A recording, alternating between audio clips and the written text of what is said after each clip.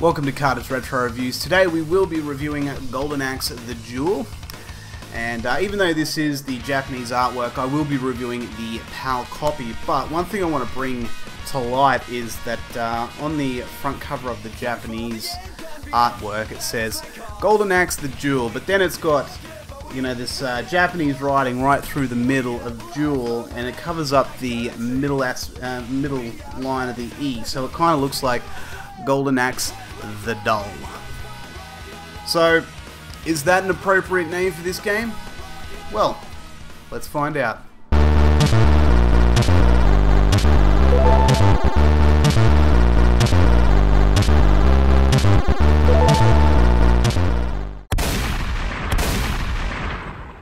Sega had a habit of giving people about half of what they wanted, but you can't really blame Sega for these practices. How many times have you played a game and thought to yourself, man, they should have done a sequel to this? And on occasions, they had made a sequel and it never left Japan. Just about every company, if not all companies, are guilty of it.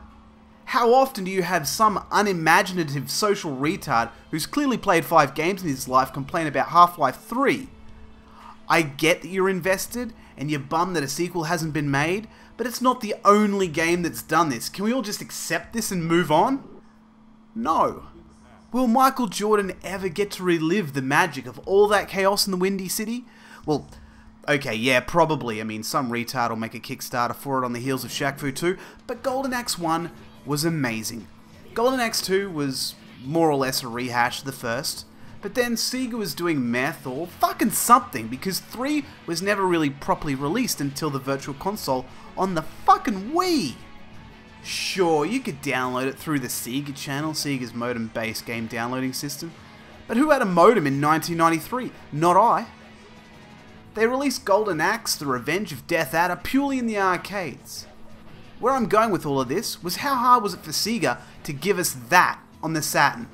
Or give us a new Golden Axe that was a platform and had great animation, nice graphics, great gameplay, smooth controls, and good sound.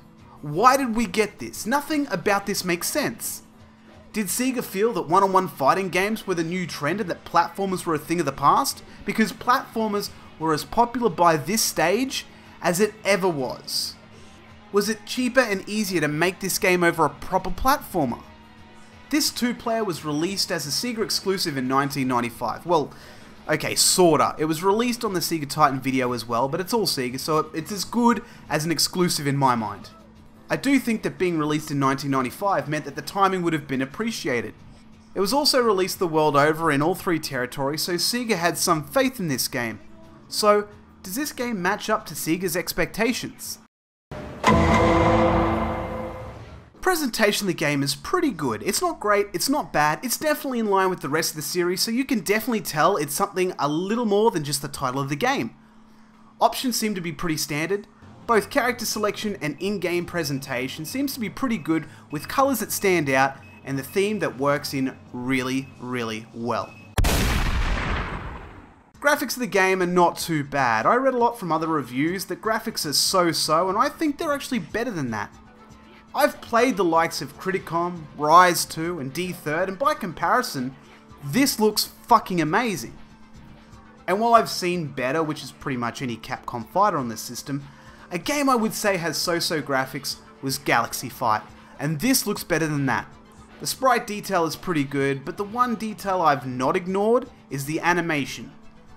It seems to run pretty good for the most part, but when a lot happens on the screen, the game slows down and cuts out bits of animation.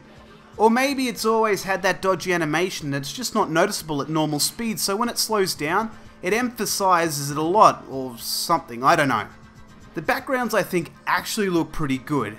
There's a few nice touches like those animals you used to ride in the first Golden Axe running up and down the road in the background. And it also uses the zoom of a camera, which seems to work okay. Sound is all over the shop. One level has this over-the-top sound which drowns out the sound effects. And then, on the other hand, is this whimsy oriental sound in another level. Wildly uneven, and the sound effects, while being crisp and accurate, are like 1 or 2 seconds out of sync. And it's not the first game I've seen this in. Gameplay is where this game falls a bit flat. It's a weapon-based combat, kind of like Samurai Showdown, except that Samurai Showdown has far more depth in this game, and this game works a little faster. While a graphical theme is present and it sticks to the weapon-based combat, I can't help but feel the entire time I was playing it, it just feels so generic. Like it's missing a soul to it. Technically the game is fine with controls being pretty good, and the layout is exactly what you'd expect from a street fighting game. The characters have shit names, and yes, I know they're taken from previous Golden Axe games, but there's something about the original platformers that has so much more fun than this game has. Could it be that you can swing through this game in about 20 to 30 minutes with a single character, and then do it all over again more or less for every other character, whereas Golden Axe gave you land and areas to battle new characters? The one aspect of the gameplay which was both a really nice touch and a fucking hindrance is the gnomes wandering around on the ground ready to get the shit kicked out of it, much like you would in the original platformers. There are nice touches and homage, but the practicality of them was annoying. It's hard to explain, but the gem system in Gem Fighter works so well because you can move around the screen, be given some room to breathe, and it has a certain ease in picking up the gems. Whereas this game tests your patience by trying to balance protecting yourself from getting your ass handed to you, trying to be on the offensive, and then having to balance this additional bullshit of kicking the gnomes to get the power-ups and use it as magic. Yes, you can see it as a way to balance out the difficulty, but you can't keep using the difficulty card every time there's a game mechanic which doesn't feel right and makes the game harder than it needs to be. It can still be a hard game with having this additional bullshit thrown in. Replayability is a versus mode and 10 characters to finish the game with. Would I recommend this game? God, this is a hard one, because if you put yourself back in the mid-90s when this came out, there would have been platformers and fighters as far as the eye can see. This feels like the Clockwork Knight of the fighting genre, where, okay, it's technically proficient, and it has a strong theme, but there's a certain charm that's absent, and it doesn't really grab me in and make me want to stay. It's okay for a visit, and it's okay to conquer, but that's as far as I'm willing to go. That being said, I can only imagine that there are others who would see more in this game than I ever could, so it's a yes from me, but only just. You've got better fighters than this, but there are also far worse.